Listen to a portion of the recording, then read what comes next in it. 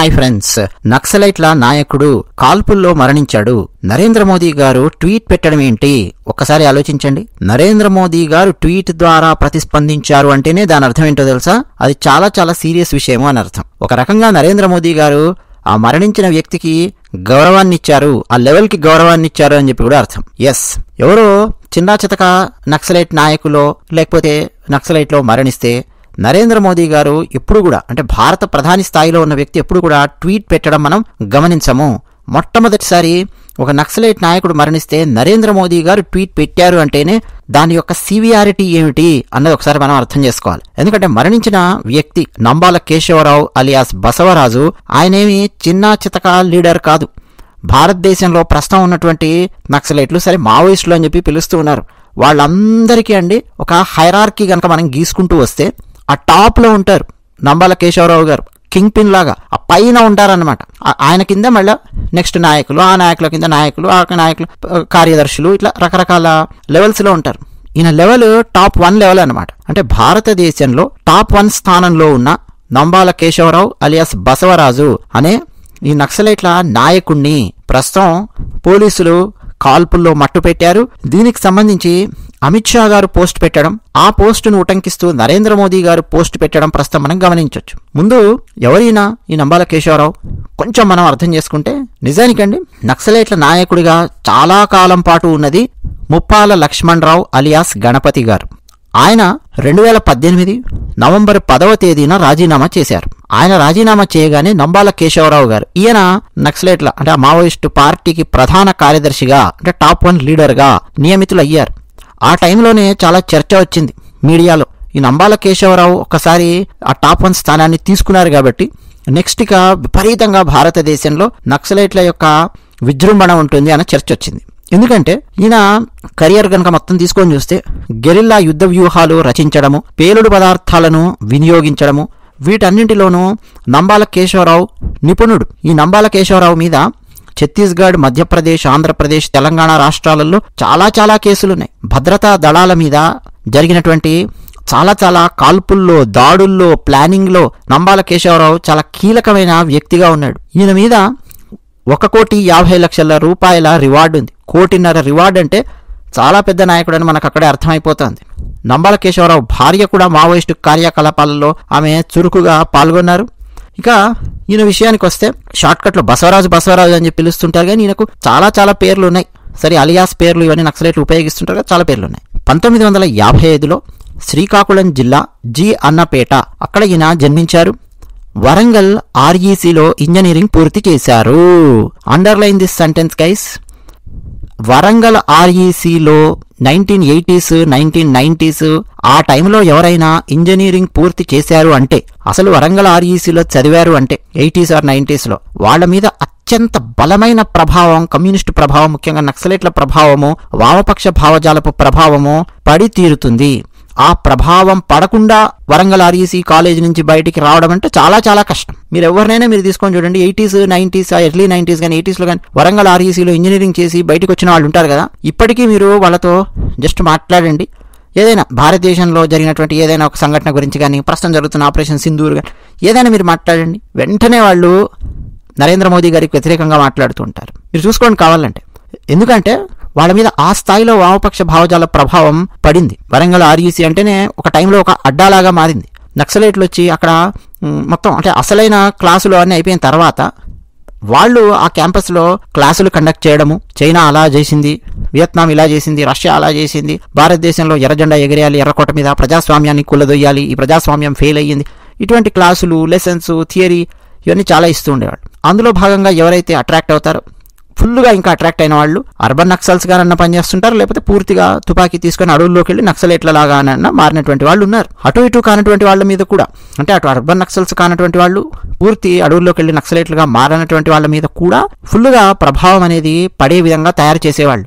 Okay, so వీరు Warangal ఆర్ఈసీలో engineering ఆ టైంలో చదివినప్పటి నుంచే వామపక్ష భావజాలం పట్ల బాగా ఆకర్షితులై విద్యార్థి రాజకీయాలలో చురుకుగా పాల్గొన్నారు. రాడికల్స్ స్టూడెంట్ యూనియన్ సభ్యుడిగా పనిచేశారు. 1980లో విద్యార్థి సంఘాల మధ్య ఘర్షణ జరిగింది. ఆ యూనివర్సిటీస్లో ఈ ఘర్షణ ఇవన్నీ కూడా జరిగేవి. ABVP versus SFI, ABVP versus సమ్మరెన్స్, ఈ ఘర్షణలు ఇవన్నీ జరుగుతూ ఉండేవి మీరు చూస్తే. ఆ ఘర్షణ తర్వాత ఈయన అరెస్ట్ అయ్యారు. ఆ తర్వాత ఈయన తన స్వగ్రామాన్ని వదిలేసి పూర్తిగా నక్సలైట్ల ఉద్యమం లోపలికి వెళ్ళిపోయారు. మావోయిస్టు ఉద్యమంలో అత్యంత కీలకమైన పాత్ర పోషించారు నంబాల కేశవరావు. 1980లో ఏర్పడిన సిపిఐ పీపుల్స్ వార్ గ్రూపులో చాలా కీలకమైన సభ్యుడిగా ఉన్నారు ఈయన. 1987లో అంబుష్ వ్యూహాలు ఎలా రచించాలో, రకరకాల పేలుడు పదార్థాలను ఎలా వినియోగించాలో పూర్తి ట్రైనింగ్ తీసుకున్నారు ఈయన. 2004లో చర్చలు జరిగాయి చూడండి, వైఎస్ రాజశేఖర రెడ్డి గారు ఉన్న టైంలో. అప్పటి వరకు నక్సలైట్లని, పీపుల్స్ వారని రకరకాలుగా పిలుస్తూ ఉండేవారు.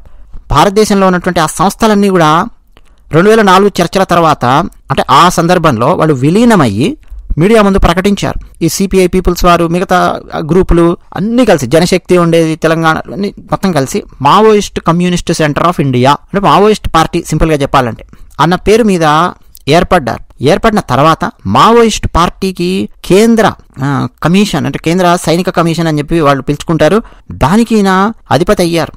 ఆ తర్వాత 2018 నవంబర్ 10 ముప్పాల లక్ష్మణరావు అలియాస్ గణపతి ఆయన రాజీనామా చేసిన తర్వాత, సరే ఆయన ఎందుకు రాజీనామా చేశారు ఏంటి అనేది అంతర్గతంగా వాళ్ళకు తెలిసినటువంటి వ్యవహారం. నాకైతే కృష్ణవంశీ తీసిన సింధూరన్ సినిమాలో ఒక పాత్ర గుర్తొస్తుంది. ఫస్ట్లో ఎవరు హీరో నరసింహరాజు గారు ఉంటారే, అందులో ఒక నక్సలైట్ల నాయకుడిగా ఆయన వేస్తారు.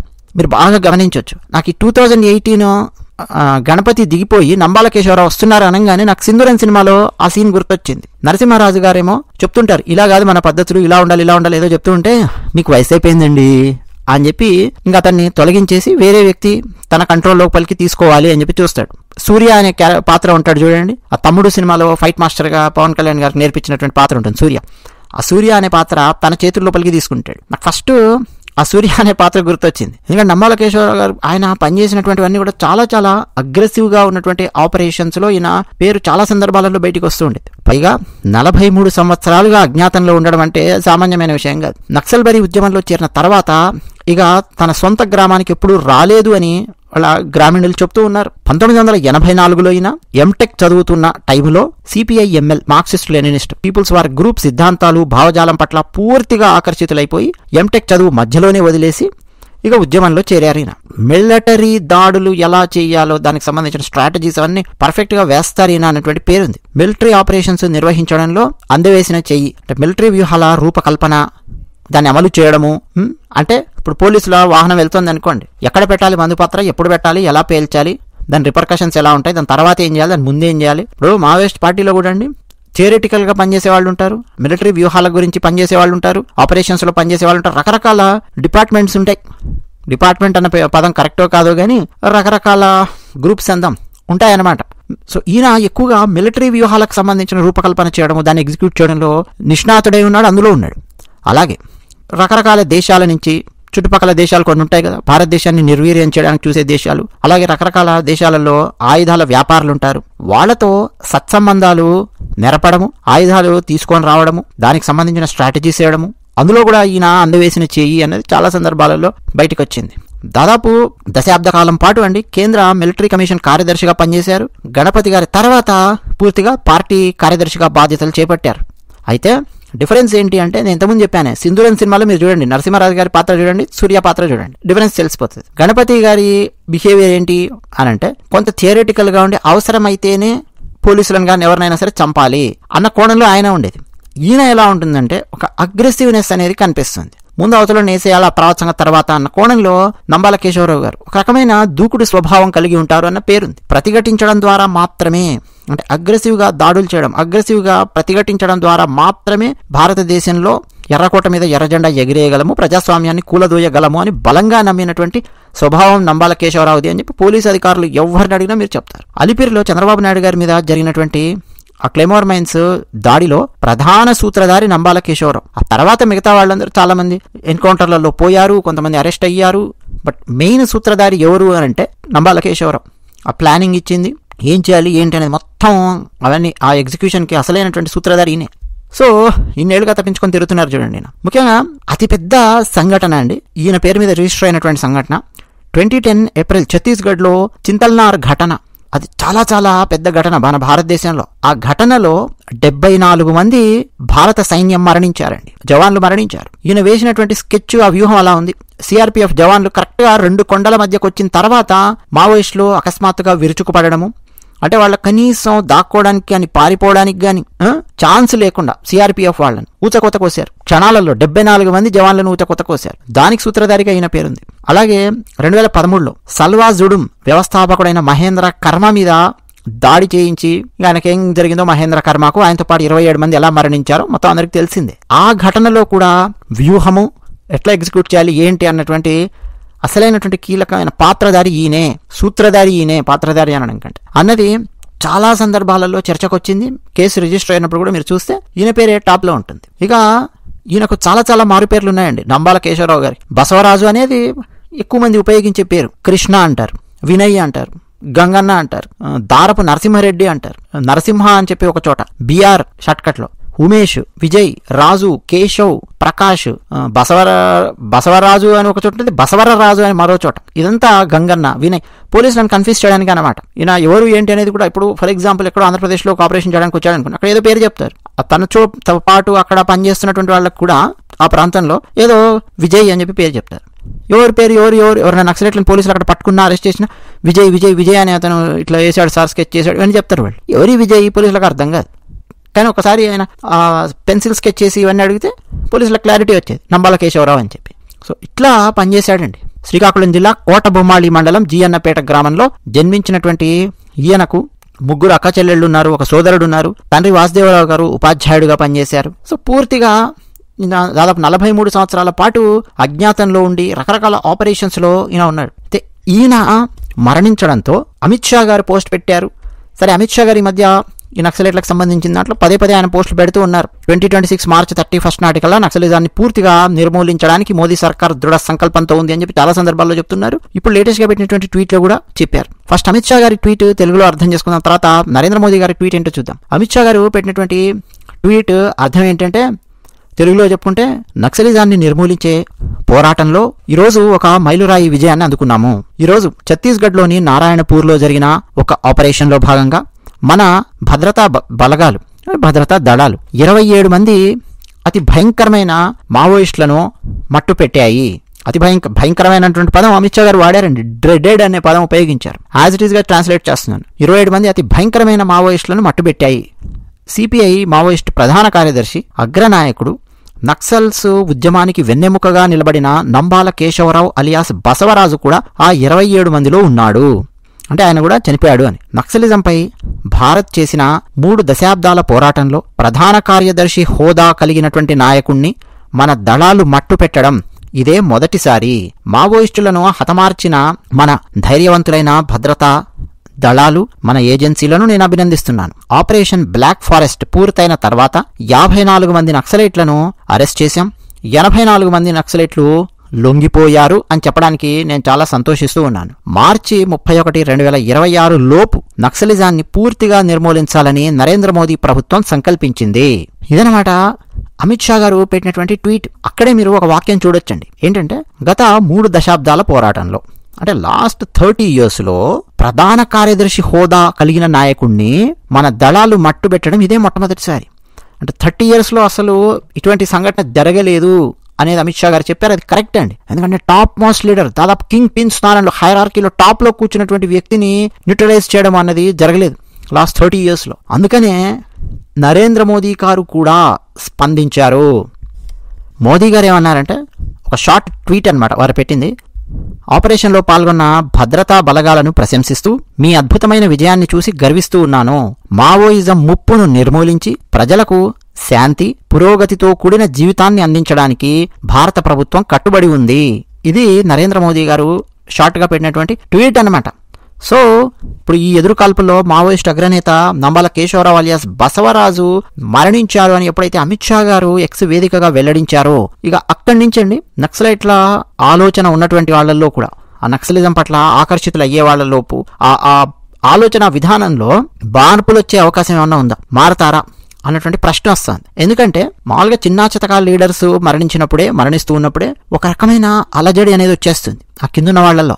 డైరెక్ట్ పైన ఉన్నటువంటి లీడర్ ని లేపేసేసరికి ఒక్కసారిగా ఆ కిందున్న వాళ్ళందరూ కూడా కదిలిపోతారు. అఫ్ కోర్స్ కొంతమంది ఏం చేస్తారంటే, ఆ సెకండ్ లెవెల్లో ఉన్నటువంటి వాళ్ళ హైరార్కీలో ఆబ్వియస్ గా ఫస్ట్ లెవెల్ ని తీసుకుంటారు. ఆ నెక్స్ట్ ఎవరు తీసుకోబోతున్నారు అన్నది అంత వేగంగా ప్రకటించకపోవచ్చు. Maoist party. బట్ ఎవరో ఒకరు ఆ ఫస్ట్ స్థానాన్ని తీసుకుంటారు. కానీ మిగతా చాలా మందికి అండి ఆ 3rd level, 4th, 5th, 6th level అందరికీ అండి ఒక భయం అనేది స్టార్ట్ అవుతుంది. ఈ మధ్య ఆపరేషన్ సింధూర్ భారత ప్రభుత్వం ఎలా నిర్వహించిందో ప్రెసిషన్ గైడెడ్ అన్న పదం అండర్లైన్ చేసుకోవాలి మనం. అంటే ఎవరిని కొట్టాలో, ఎక్కడ కొట్టాలో కరెక్ట్గా వాడినే కొడతాం అని చెప్పి భారత ప్రభుత్వం అంత ఇదిగా టెక్నాలజీని ఉపయోగిస్తుంది. పీఓకే లోపలికి వెళ్ళి కొట్టాలి అంటేనే అంతకుముందు కాంగ్రెస్ ప్రభుత్వం గజగజ వణికేది. ముంబై దాడులు జరిగినా, హైదరాబాద్ గోకుల్ చాట్ దాడి జరిగిన, బెంగళూరు దాడి జరిగిన, దిల్సుఖ్ నగర్ పేలుళ్లు జరిగిన, పవిత్రమైన వారణాసి నగరంలో అత్యంత పురాతనమైన సంకట్ మోచన్ హనుమాన్ మందిర్ ఉంది. ఆ హనుమాన్ మందిర్ ముందర పేలుళ్లు జరిగిన కాంగ్రెస్ పార్టీ పట్టించుకోనటువంటి పరిస్థితి. అంటే పాకిస్తాన్కు ఒక స్పష్టమైన సంకేతాన్ని సైనిక ఆపరేషన్ రూపంలో ఇవ్వనటువంటి పరిస్థితి. కానీ మోదీ గారు వచ్చిన తర్వాత ఏమైందంటే ఊరి ఆ దాడి ఆ సందర్భంలో చూస్తే ల్యాండ్ ద్వారా వెళ్ళి సర్జికల్ స్ట్రైక్స్ చేశారు. పుల్వామా మీద దాడి జరిగితే బాలాకోట్ వెళ్ళి పీఓకేలో ఉన్నటువంటి ప్రాంతంలో తీవ్రవాదులను లేపేశారు, సర్జికల్ స్ట్రైక్ చేశారు. ఇప్పుడు ఆపరేషన్ సింధూర్లో అసలు పహల్గాంలో మరణించినటువంటి 26 మంది సామాన్యులు. వాళ్ళు సైనికులు కాదు, పెద్ద పెద్ద నాయకులు కాదు, లీడర్సు కాదు, ఏమీ కాదు కదా. ఇందిరాగాంధీ గారు మరణించినప్పుడు చాలా మంది సిక్కులను ఊచకొత కోశారు మన భారతదేశంలో, తెలుసు మనకది. మహాత్మా గాంధీ గారు మరణించిన సమయంలో ఒక కులానికి చెందినటువంటి వాళ్ళ మీద చాలా దాడులు, ఒక ఇంటి పేరు ఉన్నటువంటి వాళ్ళ మీద చాలా దాడులు జరిగాయి మహారాష్ట్రలో. అది బయటికి రాలేదు, బయటికి రానివ్వలేదు. రాజీవ్ గాంధీ గారు మరణించిన సమయంలో మీరు చూడాలి, ఈ కాంగ్రెస్ కార్యకర్తలు కొంతమంది చేసినటువంటి హడావుడి. చంపిందేమో ఎల్టీటీవీ వాళ్ళు. హైదరాబాద్ లో రామకృష్ణ థియేటర్ ఎవరిది? ఎన్టీఆర్ గారి థియేటర్ తగలబెట్టడానికి వచ్చారు కొంతమంది, తగలబెట్టారు ఆ టైంలో. ఎన్టీఆర్ గారికి ఏం సంబంధం అండి? అంటే అంత గొర్రెలాగా బిహేవ్ చేసినటువంటి వాళ్ళు ఉన్నారు. ఎప్పుడు వాళ్ళ పెద్ద పెద్ద నాయకులు మరణిస్తే వీళ్ళు రెచ్చిపోయే విధానం అది. అదే చిన్న చిన్న మనుషులు, మనలాంటి సామాన్యులు ఎవరైనా సరే మరణిస్తే పట్టించుకున్నటువంటి పరిస్థితి Congress party. Gokul chat, Lumbini park, Mumbai దాడులు ఇవన్నీ. కానీ నరేంద్ర మోదీ గారి ప్రభుత్వం ఏం చేసిందండి? 26 మంది మనలాంటి సామాన్యులు మరణిస్తే పహల్గాంలో పీఓకేలో మాత్రమే కాదు, పాకిస్తాన్ లోపలికి వెళ్ళిపోయింది. అంటే మేము బార్డర్స్ కేర్ చేయము, లైన్స్ కేర్ చేయము, ఎవరినైనా సరే ఎక్కడున్నా సరే లేపేస్తాము భారతీయుల జోలికొస్తే అన్నటువంటి మెసేజ్ను స్ట్రాంగ్గా పంపించింది. దాదాపు 9 ఉగ్రవాద శిబిరాలను లేపేశారు. 100 మందికి పైగా ఉగ్రవాదులు మరణించారు. ఆ మరణించిన ఉగ్రవాదుల ముందు పాకిస్తాన్ సైన్యం కన్నీరు పెట్టుకుని వాళ్ళ అంత్యక్రియలలో పాల్గొంటూ ఫోటోలు, వీడియోలు అన్నీ కూడా బయటకు వచ్చాయి. సో భారత ప్రభుత్వం ఎవరిని చంపలేదు అని చెప్పి కూడా ఎవరు అనలేడు. ఇప్పుడు స్పష్టంగా భారత ప్రభుత్వం ఎవరెవరిని కొట్టాలో వాళ్ళందరినీ కొట్టింది కదా. సో ఈ మెసేజ్ ఏం వెళుతోంది ఆపరేషన్ సింధూర్ తర్వాత? వేరే దేశంలో ఉన్నవాడినే మేము బార్డర్ దాటి వెళ్ళి లేపేస్తూ ఉన్నాము. అసలు లైన్స్ కేర్ చేయట్లేదు, బార్డర్ కేర్ చేయట్లేదు. అసలు ఇంటర్నేషనల్ ట్రీటీ ఉందండి, ఇంటర్నేషనల్ ట్రీటీని ముట్టుకోవడానికి ఎవడైనా గజగజ వణుకుతాడు, ఇండస్ వాటర్ ట్రీటీ. దాన్ని తీసి అవతల బారేశారు. రాని రేపు ఐక్యరాజ్య సమితి వస్తుందో రాని, వరల్డ్ బ్యాంక్ వస్తుందో రాని, మేము కూర్చొని మాట్లాడతాము అన్నంత గట్టిగా ఉంది భారత ప్రభుత్వం. ఇంత గట్టిగా ఉన్నప్పుడు భారతదేశం లోపలే ఉన్న మావోయిస్టుల యొక్క ఆనుపానులు తెలుసుకోవడము, వాళ్ళని మట్టు పెట్టడము పెద్ద విషయం కాదు వీళ్ళకి. ఇప్పుడు ఉన్నటువంటి నెట్వర్క్ అండ్ టెక్నాలజీ లోపల డ్రోన్స్ ఉపయోగిస్తూ ఉన్నారు, టెక్నాలజీ ఉపయోగిస్తున్నారు, చాలా ఉపయోగిస్తున్నారు. గ్రౌండ్ లెవెల్లో కూడా చాలా టాక్టిక్స్ భారత ప్రభుత్వం ఉపయోగిస్తుంది. ఎవరైతే లొంగిపోయినటువంటి నక్సలైట్స్ ఉన్నారో, ముఖ్యంగా మహిళా నక్సలైట్స్ ఉన్నారో, అటువంటి వాళ్లకు ఉద్యోగాలు ఇచ్చి, వాళ్లకు పోలీసు ఉద్యోగాలు ఇచ్చి, వాళ్ళకు పోలీస్ బట్టలు తొడిగి వాళ్ళ చేతికి తుపాకులు ఇస్తూ ఉన్నారు. పదండి మాకు చూపించండి మొత్తం కర్రెగుట్టలలో ఎక్కడెక్కడ మీరు తిరిగారు ఇంతకుముందు, ఏమేముంది, ఎక్కడెక్కడ మీ బంకర్లు ఉన్నాయి, ఏమేమున్నాయి చూపించండి అని చెప్పి వాళ్ళను చక్కగా ఉపయోగించుకుంటూ ఉన్నారు. వాళ్ళకు ఉద్యోగాలు ఇస్తున్నారు. ఉద్యోగం వచ్చిందంటే దాని అర్థమైంది, నెల జీతం వస్తుంది, రిటైర్ అయినాక పెన్షన్ వస్తుంది, ప్రభుత్వ ఉద్యోగం. సో వాళ్ళ లైఫ్ సెట్ అయిపోయింది. మళ్ళీ లొంగిపోయిన వాళ్లకు అద్భుతమైన ప్యాకేజ్ ఇస్తోంది భారత ప్రభుత్వం. ఇప్పుడు ఎప్పుడూ లేనంత ప్యాకేజ్ ఉందండి ఇప్పుడు. ఏది లొంగిపోయినటువంటి నక్సలైట్లకు, అది కూడా వాళ్ళ క్యాడర్ని బట్టి ఇవన్నీ చేస్తోంది.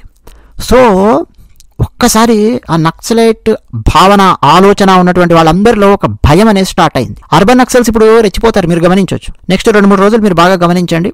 అర్బన్ నక్సల్స్ ఫుల్ హల్చల్ చేస్తారు. మన తెలుగులో కూడా ఒక ఆయన ఉన్నాడు, సినిమా రివ్యూలు చెప్పుకుంటూ ఉంటాడు, గడ్డం ఉంటుంది, మాజీ నక్సలైట్. చాలా మందికి తెలియదు ఆయన మాజీ నక్సలైట్ అన్న విషయం కూడా. నక్సలైట్లలో తిరిగి వచ్చాడు. ఒకనొక డీజీపీ గారి దయాదాక్షిణ్యాల వల్ల బతికి బట్ట కట్టాడు. ఒక డీజీపీ గారు కనుక అని అంటే ఈ పాటికి నేలకు 6 అడుగుల లోతునుండేవాడు. కానీ ఒక డీజీపీ గారు ప్రాణభిక్ష పెట్టారు, దయాదాక్షిణ్యాలు చూపించారు. అరెస్ట్ కూడా ఇవన్నీ అవసరం లేదులే సరే అని చెప్పి వదిలేశారు. ఆ తర్వాత ఈ మాజీ నక్సలైట్లకు పునరావాస కేంద్రాలుగా మన తెలుగు మీడియాలోని కొన్ని దినపత్రికలు, న్యూస్ ఛానల్స్ ఉన్నాయి, పేర్లు అనవసరం. వెళ్ళి వాటిని పునరావాస కేంద్రాలుగా ఉపయోగించుకుంటూ రకరకాల సినిమా రివ్యూలు చెప్పుకుంటూ, వ్యాసాలు రాసుకుంటూ, ఏదో చేసుకుంటూ బతుకుతూ ఉన్నారు. That is okay. కానీ స్టిల్ ఏం చేస్తున్నారు వాళ్ళంటే, ఒక అర్బన్ నక్సల్స్ లాగా తయారయ్యి ఈ నక్సలిజం అంతం కాదు, దీన్ని అంతం చేయడం కష్టము, ఇట్లాంటి డైలాగులు కొడుతుంటారు. మన ఆపరేషన్ సింధూర్ జరిగిన టైంలో కూడా భారత ప్రభుత్వానికి వ్యతిరేకంగా మాట్లాడినటువంటి వాళ్ళు ఉన్నారు. మన తెలుగు వాళ్ళల్లో, యూట్యూబర్స్లో అర్బన్ నక్సల్స్ భావజాలం, మావోయిస్ట్ భావజాలం, ఈ కమ్యూనిజం భావజాలం ఉన్నటువంటి వాళ్ళు. ఇప్పుడండి ఈ నంబాల కేశవరావు అగ్రనేత, మావోయిస్ట్ అగ్రనేత మృతి చెందడం అనేది చాలా చాలా పెద్ద మెసేజ్ వెళ్తుంది. ఆ కింద ఉన్నటువంటి వాళ్ళకి చాలా పెద్ద మెసేజ్ వెళ్తుంది. అంటే భారత ప్రభుత్వం యొక్క నెట్వర్క్ ఎంత స్ట్రాంగ్ ఉంది అన్నది వీళ్ళకి అర్థమవుతుంది. పక్కన పాకిస్తాన్ లోపలే వెళ్ళి బార్డర్ దాటి వెళ్ళి మిసైల్స్ ప్రయోగించారు, కొట్టారు అని అంటే ఇప్పుడు వీళ్ళని నిర్మూలించడం అనేది పెద్ద విషయం కాదు అనే విషయం అర్థమవుతుంది. March 31, 2026 అనేది కావాలని ఒక డెడ్ లైన్ ఇచ్చారు. ఎందుకో తెలుసా? లొంగిపోయే వాళ్ళు ఎవరైనా ఉంటే లొంగిపోండి, మీకు ప్యాకేజ్ ఇస్తున్నాము అని. ఎప్పుడూ లేనంత భారీ ప్యాకేజ్ ఇచ్చిందండి. సో లొంగిపోయే వాళ్ళు ఎవరన్నా ఉంటే తుపాకులు అక్కడ బారేసి ఓ దండం పెట్టి నాయన మేము లొంగిపోతున్నాము అని చెప్పి లొంగిపోయి కామ్గా ప్రశాంతంగా వాళ్ళ జీవనాన్ని వాళ్ళు గడుపుకోవచ్చు. ఎందుకంటే ఈ మావోయిజం అనేది ముగిసిపోయినటువంటి చరిత్ర. ఆయుధాలు చేతుల్లో పట్టుకొని నువ్వు పోలీసుల మీదే తిరగబడతా, పోలీసులనే చంపుతా, భారత ప్రభుత్వాన్ని కూలదోస్తాను, ప్రజాస్వామ్యాన్ని కూలదోస్తాను అన్నటువంటి ఆలోచనే అది అవుట్డేటెడ్, బూజు పట్టిన పాత చింతకాయ పచ్చడి ఆలోచన. అది అవుట్డేట్ అయిపోయింది, ప్రపంచంలోనే అవుట్డేట్ అయిపోయిందండి. మావోయిస్ట్ భావజాలము అవుట్డేట్ అయిపోయింది. ఆ అవుట్డేటెడ్ భావజాలాన్ని అప్పుడప్పుడు రాహుల్ గాంధీ ప్రకటిస్తూ ఉంటాడు, తెలుసా మీకు? అంతకుముందు మనం 1-2 సందర్భాల్లో మాట్లాడుకున్నాం. కాంగ్రెస్ పార్టీ చిలక పలుకులు పలుకుతోంది. ఏ కాంగ్రెస్ పార్టీ అయితే కొన్ని వందల మంది మావోయిస్టులను చంపిందో, అసలు ఫస్ట్ ఆఫ్ ఆల్ మీరు ఆలోచించండి, భారతదేశంలో నక్సలిజం ఎందుకు వచ్చిందండి? జస్ట్ ఆలోచించండి. అసలు నక్సలైట్ అన్నటువంటి పదం ఎందుకు పుట్టింది? నక్సల్ బరిలో నక్సలైట్లు ఎక్కడి నుంచి వచ్చారు? అంటే భారతదేశంలో అప్పటి వరకు ఉన్న పార్టీ ఏదో సరిగ్గా చేయట్లేదు, దిక్కుమాలిన పార్టీ అనే కదా దానికి వ్యతిరేకంగా నక్సలిజం అనేది తుపాకులు తీసుకుని భారతదేశం లోపల పుట్టింది. నిజంగా మన భారతదేశంలో అప్పటి వరకు భారతదేశం స్వాతంత్రం వచ్చిన తర్వాత ఎక్కువ కాలం పరిపాలించినటువంటి కాంగ్రెస్ పార్టీ సరిగ్గా పరిపాలించి ఉంటే, సరిగ్గా పేదవాడికి అందాల్సిన ఫలాలు అందించి ఉంటే అసలు ఈ నక్సలైట్ల భావననే వచ్చి ఉండేది కాదు. ఇది కేవలం ఒక శాంతి భద్రతల సమస్య మాత్రమే కాదండి. నక్సలిజం అనేది కేవలం ఏదో శాంతి భద్రతలు, ఓ దొంగ ఉన్నాడు వాడిని కొట్టారు లోపలేశారు కాదు కాదు కాదు ఇది భావజాలానికి సంబంధించినటువంటి సమస్య. ఆ లెవెల్లో హ్యాండిల్ చేసిన చోటనే ఇది బాగా తగ్గుతూ వచ్చింది. ఆ లెవెల్లో హ్యాండిల్ చేసుకుంటూ వస్తున్నారు. నిజం చెప్పాలంటే డెవలప్మెంట్ విషయంలో కానీ భావజాలం లెవెల్లో హ్యాండిల్ చేయాల్సింది. సో కాంగ్రెస్ పార్టీ నిజంగా సక్రమంగా వ్యవహరించుంటే అసలు వీళ్ళు పుట్టేవాళ్లే కాదు. సరిగ్గా ఉద్యోగాలు ఇచ్చింటే, సరిగ్గా టైంకి ఇంత పేదవాడికి 2 పూటలు తిండి పెట్టింటే, అది జరగలేదు భారతదేశంలో. ఎస్, అందుకనే ఈ నక్సలిజం అనేది పుట్టి ఇంతగా వ్యాప్తి చెందింది. పైగా ఇది పుట్టి వ్యాప్తి చెందుతున్నటువంటి టైంలో అయినా దీన్ని సరిగ్గా కట్టడి చేశారా? భావజాలం లెవెల్లో ఆ సంఘర్షణ జరిగి లేదు నాన్న మేము చూసుకుంటాము, వద్దు మీరు తుపాకులు చేతిలోకి తీసుకోకండి అని చెప్పి కాంగ్రెస్ పార్టీ కన్విన్స్ చేయగలిగిందా? లేదు. ఏం చేసింది? అణిచివేసే ప్రయత్నం చేసింది. అణిచివేసే వరకు వాళ్ళు ఇంకా పైకి లేచారు, మళ్ళీ అణిచివేసింది, ఇంకా పైకి లేచారు. అణిచివేసిన ప్రతి చోట పైకి లేచుకుంటూ వచ్చారు. కానీ ఇప్పుడు ఏమైపోయిందంటే, ఇప్పుడు నువ్వు అణిచివేసినా సరే పైకి లేవలేనంతగా రూట్స్ కట్ చేసుకుంటూ వస్తుంది ప్రస్తుతం ఉన్నటువంటి భారత ప్రభుత్వం. తల్లివేరు నరికేశారనుకోండి, అయిపోయింది చెట్టు పని. తల్లివేరును నరుక్కుంటూ వచ్చేస్తున్నారు. ఇప్పుడు రూట్స్ నుంచి లేపేస్తూ వస్తున్నారు భావజాలాన్ని. అది కూడా నమ్మనటువంటి ప్రజాస్వామ్యం మీద నమ్మకం లేనటువంటి వ్యక్తుల్ని ఈ విధంగా మట్టు పెడుతూ ఉన్నారు. నువ్వు వస్తావా, జనజీవన స్రవంతిలో కలుస్తావా, ప్యాకేజ్ ఇస్తా, తీసుకో, ప్రశాంతంగా బతుకు. రావనుకో సరే తుపాకీ పట్టుకో, పైకి పో. డెఫినెట్గా పైకి పోతావు. నువ్వు తుపాకీ పట్టుకుంటే ఈ రోజు కాకపోతే రేపు పైకి పోతావు. March 31 అని చెప్పి డెడ్ లైన్ ఇచ్చారు. నా ఒపీనియన్ ఏంటంటే అండి, March 31 లోపు చాలామంది లొంగిపోతారు, లేదా మళ్ళీ ఇలాగే సంఘర్షణ జరుగుతుంది. ఒకవేళ March 31 తర్వాత కూడా నక్సలైట్లు ఉంటే అన్నటువంటి ప్రశ్న కూడా వస్తుంది కదా. ఎందుకంటే మన సమాజంలో కూడా అర్బన్ నక్సల్స్ కొద్దివేం లేదు. వీళ్ళందరూ నక్సలిజం పోదు, నక్సలైట్లు ఉంటారని చెప్పి వాదిస్తుంటారు కదా. మరి ఆ తర్వాత కూడా ఉంటే అన్న ప్రశ్న వస్తుంది కదా. ఆ తర్వాత కూడా ఇంకా ఉందనుకోండి, నాకు తెలిసి మళ్ళీ నెక్స్ట్ Jan, Feb, March ఆ 3 నెలల్లో ఏదో ఒక ప్రకటన వెలువడుతుంది. ఆ తర్వాత కూడా ఇంకా నక్సలైట్లు కనుక ఉన్నారు అని అనుకోండి, ఆ తర్వాత మరీ భయంకరమైనటువంటి అణిచివేత ఉంటుంది. ఇక నెక్స్ట్ ఘోరంగా ఉంటుంది, నెక్స్ట్ లెవెల్. ఎందుకంటే భారత ప్రభుత్వం వ్యవహరిస్తున్నటువంటి తీరు అర్థమైపోతుంది. ఆపరేషన్ సింధూర్తోనే మనకు అర్థమైపోయింది. బార్డరే కేర్ చేయకుండా బార్డర్ని దాటి అవతలికి వెళ్ళిపోయారు. బార్డర్ని దాటి బయటకు వెళ్ళిపోయి అక్కడికి వెళ్ళి కొడితే అంతర్జాతీయంగా చాలా రిపర్కషన్స్ ఉంటాయి. చాలా మందికి సమాధానాలు చెప్పుకోవాల్సి ఉంటుంది. చాలా దేశాలు ఒత్తిళ్లు పెడతాయి. పెట్టుకుంటే పెట్టుకోవాలని, నువ్వు ఎన్ని ఒత్తిళ్లు పెడతావో పెట్టుకో, ఐఎమ్ రెడీ అని చెప్పి భారత ప్రభుత్వం ఆ రేంజ్లో వెళుతోంది. మరి ఆ రేంజ్లో వెళుతూ ఉన్నప్పుడు భారతదేశం లోపలే ఉన్నటువంటి వాళ్ళను పట్టుకోవడము, మట్టు పెట్టడము ఈ రోజు పెద్ద విషయం కాదు. ఒకప్పుడు 90s అంటారా టెక్నాలజీ అంత స్ట్రాంగ్గా లేనటువంటి టైం. ఇప్పుడు 2000s అంటారా టెక్నాలజీ చాలా స్ట్రాంగ్గా ఉంది. మరి మావోయిస్టుల దగ్గర కూడా టెక్నాలజీ ఉంది కదండి అని చెప్పి చాలా మంది వాదిస్తారేమో. అంతకు మించినటువంటి టెక్నాలజీ భారత సైన్యం దగ్గర ఉంది. అదే ఈ రోజు చైనా వాడు తయారు చేసినటువంటి ఆయుధాలు పాకిస్తాన్లో వెలవెలబోయాయి. టర్కీ వాడు తయారు చేసినటువంటి 500 డ్రోన్లు మిడతల దండులాగా వస్తే వాటన్నింటినీ డిఫెండ్ చేసి పారేసి కూల్చి పారేసింది భారత ప్రభుత్వం. అమెరికా వాడు అందించినటువంటి రాడార్ వ్యవస్థ కూడా పాకిస్తాన్లో ఉంది. మొత్తం 11 ఎయిర్ బేస్లను లేపేసింది భారత ప్రభుత్వం. అవి వెలవెలబోయాయి. సో నీ దగ్గర పాకిస్తాన్ దగ్గర రకరకాల దేశాలకు చెందినటువంటి ఆయుధాలు ఉన్నాయి, క్షిపణులు ఉన్నాయి, రాడార్ వ్యవస్థ ఉంది, ఎయిర్ డిఫెన్స్ వ్యవస్థ ఉంది, మిసైల్స్ ఉన్నాయి, డ్రోన్స్ ఉన్నాయి. అవన్నీ కూడా వెలవెలబోయాయి భారత ప్రభుత్వం ముందు, భారత సైన్యం దగ్గర ఉన్నటువంటి టెక్నాలజీ ముందు. ఎందుకంటే అండి ఈ టాక్టిక్స్ మొత్తం అసలు ఏం జరుగుతుందో ఈ యుద్ధం నుంచి ఆరితేరుతూ వచ్చింది. భారత సైన్యం కూడా ఒక రకంగా చెప్పాలంటే ఈ నక్సలైట్లు భారత సైన్యానికి సిఆర్పిఎఫ్ వాళ్లకు కొన్ని నేర్పించారు. వీళ్ళకి తెలియకుండా ఏం నేర్పించారంటే ఏ టాక్టిక్స్ వాడితే ఏమేం చేయాలి, దానికి మళ్ళీ ఎట్లా కౌంటర్ ఇవ్వాలి. మీకు ఆశ్చర్యకరమైన విషయం తెలుసా? ఒక విషయం చెప్పి ముగిస్తాను. చైనా గత 35 ఏళ్ల నుంచి మీరు చూస్తే ఏ యుద్ధంలోనూ పాల్గొనలేదు, యుద్ధంలో లేదు ఎప్పుడు కూడా. 40 ఏళ్ళు వేసుకుందాం, యుద్ధంలో లేదు చైనా. డైరెక్ట్గా యుద్ధంలోకి దిగడము చేయడము లేదు గత 3 నుంచి 4 దశాబ్దాలు మనం లెక్కలు తీసుకొని చూస్తే. ఇప్పుడు అకస్మాత్తుగా యుద్ధం వచ్చింది అనుకోండి భారతదేశంతో, మన భారత సైన్యానికి తెలుసు చాలా మందిని ఎట్లా టాకిల్ చేయాలి, యుద్ధం చేయాలి, ఎలా చేయాలని. యుద్ధాలు చేసి ఆరితేరారు. అటువైపు నుంచి సైన్యం ఎక్కువగా ఉండొచ్చు కానీ యుద్ధాలు చేసి ఆరితేరినటువంటి పరిస్థితి లేదు చైనా. మనం ఆరితేరాం. మనం అంటే మన భారత సైన్యం, మన భారత ప్రభుత్వం ఎట్లా ఆరితేరింది? ఇదిగో ఈ నక్సలైట్లు కూడా ఒక కారణం. నిరంతరం ఘర్షణ ఉండేసరికి వీళ్ళు తుపాకులు పట్టుకొని ఇటు నుంచి కలవడం అటు నుంచి కలవడం, కాన్స్టెంట్ లెర్నింగ్ లాగా అయిపోయింది పోలీసులకి, భారత సైన్యానికి కూడా. వీళ్ళు ఏమేమి స్ట్రాటజీలు వాడుతున్నారు, ఏమేమి కమ్యూనికేషన్ వ్యవస్థ వాడుతున్నారు, ఏమేమి మెసెంజర్స్ వాడుతున్నారు, కోవర్ట్ ఆపరేషన్స్ ఎట్లా చేయాలి, ఎట్లా ఇన్ఫిల్ట్రేట్ అవ్వాలి నక్సలైట్ల లోపలికి, ఫుల్గా అండి ఒక లెర్నింగ్ లాగా తయారైపోయింది. భారత సైన్యం నిరంతరం ఏదో ఒక యుద్ధంలో ఉంటుంది. మీరు చూస్తే నేను మొన్నే చెప్పాను, ఆ పంజాబ్లో రకరకాల వాళ్ళను ఏరివేత కార్యక్రమాలలో యుద్ధం, ఆ నార్త్ ఈస్ట్ లోపల రకరకాల వాళ్ళను ఏరివేత కార్యక్రమంలో యుద్ధం, ఇక్కడ నక్సలైట్లను ఏరివేత కార్యక్రమంలో యుద్ధం. పూర్తి భారత సైన్యం అండి రాటుదేలుతూ వచ్చింది. రోజుకు వాళ్ళ టెక్నాలజీని పెంచుకుంటూ వచ్చింది. ప్రభుత్వం దగ్గర ఉన్న డబ్బు, ప్రభుత్వం దగ్గర ఉండే టెక్నాలజీ, ప్రభుత్వం దగ్గర ఉండే వ్యవస్థ, ప్రభుత్వం దగ్గర ఉండే ఇన్ఫ్రాస్ట్రక్చర్, ప్రభుత్వం దగ్గర ఉండే కమ్యూనికేషన్, ప్రభుత్వానికి అందే సహాయ సహకారాలు ప్రస్తుతం మావోయిస్టులకు అందేటటువంటి పరిస్థితి లేదు. మావోయిస్టుల దగ్గర ఆ స్థాయి టెక్నాలజీ లేదు. మావోయిస్టుల దగ్గర ఆ లెవెల్లో ఎగ్జిక్యూట్ చేసేటటువంటి విధానం కూడా లేదు. రోజుకు కుప్పకూలిపోతుంది. అసలు పెద్ద తల్లివేరునే నరికి పారేశారు. ఇప్పుడు నెక్స్ట్ టార్గెట్ హిడ్మా అనేటటువంటి ఆ లీడర్ మీద పెట్టారు. రేపో మాపో ఎప్పుడో ఈ వార్త కూడా పేపర్లో వస్తుంది. హిడ్మా పోయాడు, అతనితో పాటు మరో 20 మంది పోయారు అన్న వార్త కూడా వస్తుంది. ఎందుకంటే పోలీస్ డిపార్ట్మెంట్కి సంబంధించిన వాళ్ళు, సైన్యానికి సంబంధించిన వాళ్ళు ఎంతమంది ఇన్ఫిల్ట్రేట్ అయ్యి నక్సలైట్ లోపల ఉన్నారో వాళ్ళకే తెలియనటువంటి పరిస్థితి ఇప్పుడు. సో తుపాకులన్నీ అక్కడ పారేసి కామ్గా వెళ్ళి లొంగిపోయి భారత ప్రభుత్వం ఇచ్చిన ప్యాకేజీ తీసుకొని ప్రశాంతంగా బతకడం అనేది best. That is the only option వాళ్ళకి మిగిలింది. లేదు ఆ ఆప్షన్ మాకు ఇష్టం లేదు, ఇంకా వాళ్ళ లీడర్స్ ఎవరైనా రెచ్చగొట్టే వాళ్ళు చెప్పేది వింటారు అనుకోండి, వాళ్ళు ఖచ్చితంగా పైకి పోతారు. అందులో మరో మాటే లేదు, మరో డౌటే లేదు. సిల్వర్ ఆర్ లెడ్ అనేది ఒక ఫేమస్ సేయింగ్ ఉందండి. నీకు సిల్వర్ కావాలా లెడ్ కావాలా అని. సేమ్ ఇప్పుడు అమిత్ షా గారు ఆ స్థాయిలో ఎగ్జిక్యూట్ చేస్తూ ఉన్నారు. సిల్వర్ ఆర్ లెడ్ అంటే ఏంటో తెలుసా? తుపాకీ ఎక్కడ పెట్టారు, ఇక్కడ డబ్బులు పెట్టారు. సిల్వర్ అంటే డబ్బు అనమాట. నీకు డబ్బు కావాలా అంటే తీసుకొని నువ్వు లొంగిపోయి నీ బతుకు నువ్వు బతుకుతావా, లేకపోతే లెడ్ కావాలా, లెడ్ అంటే తుపాకీ తూటా, ఇది కావాలా, నువ్వే తేల్చుకో. ఈ స్థాయిలో ఉండి మాట్లాడుతూ ఉన్నారు. ఇంకా అండి ఈ సమాజంలో ఉండే కొంతమంది అర్బన్ నక్సల్స్ రెచ్చగొట్టడాలు ఇవన్నీ చేస్తూ నక్సలిజం అంతం కాదు, అలాగే ఉంటుంది, ఇది కాదు, ఈ ఉటోపియా అంటారు. కళల ప్రపంచంలో గనక పెట్టే ప్రయత్నం చేస్తే దాన్ని ఎవ్వరు కూడా నమ్మకండి. బయటకు వచ్చేసేయండి, లొంగిపోండి, ప్రశాంతంగా జీవనాన్ని కొనసాగించండి. ఇది విషయం. ధన్యవాదాలు.